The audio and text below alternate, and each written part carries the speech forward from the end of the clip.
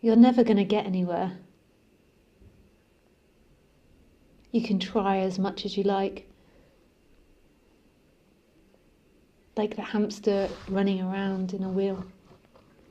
It just runs and runs and runs and runs. But in the human world, unlike the hamster world, it believes it's going to arrive. You can run as far as you like.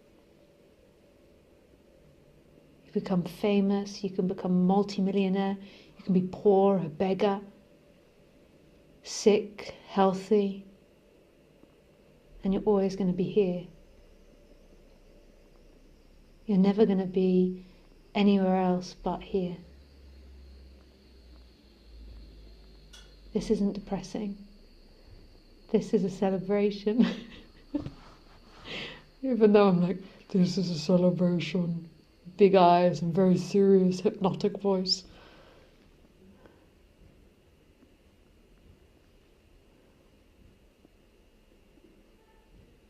This is the most beautiful message you'll ever hear.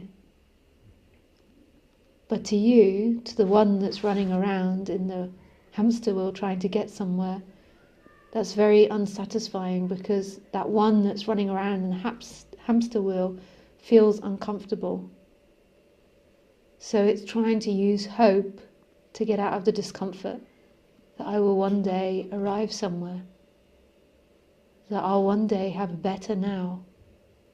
So it lives off this chemical reaction of hope. It keeps encouraging hope to get there. And with the encouragement of hope that I'm going to get there, is the encouragement of despair. I'm not going to arrive. Because the more you grow the idea of hope, you have to grow its opposite. Now, I know that sounds like a crazy notion, but in order to know one, you have to know the other. So in order to know the high, beautiful feelings of hope, you have to also have in play the despair and hopelessness that you won't get there. Because in order to imagine getting there, you have to imagine not being there simultaneously. So take it back to something simpler, the idea of tall and short. In order to imagine tall person, you have to bear in mind a short person. If you didn't have the image of a short person, you couldn't imagine a tall person. They wouldn't be tall or short. You need a comparison. And this is how our human brain works. And this is how the seeker works. It's always living in this opposite world. And it grows its opposite world, seemingly through time. It grows the idea of you versus me, them versus us, right versus wrong, success versus failure. And the more it grows them, the more it suffers. Because the mind doesn't know the difference between being in hope and being in despair. It just produces them. And sometimes, half of the time, more than likely, despair and hopelessness will take over. And half the time, hope and excitement. And you'll live in this fluctuating world where you're always seeking to find permanence in a fake world, something that your imagination has created.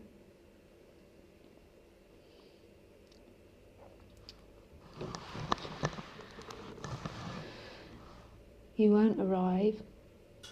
What you seek is here, but I can't convince you of that.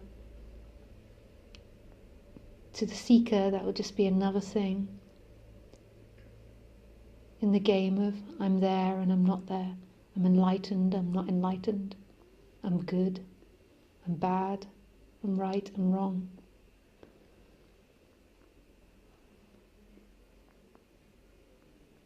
But then at the same time, these words are happening, being heard beyond that, beyond the idea of right and wrong and good and bad.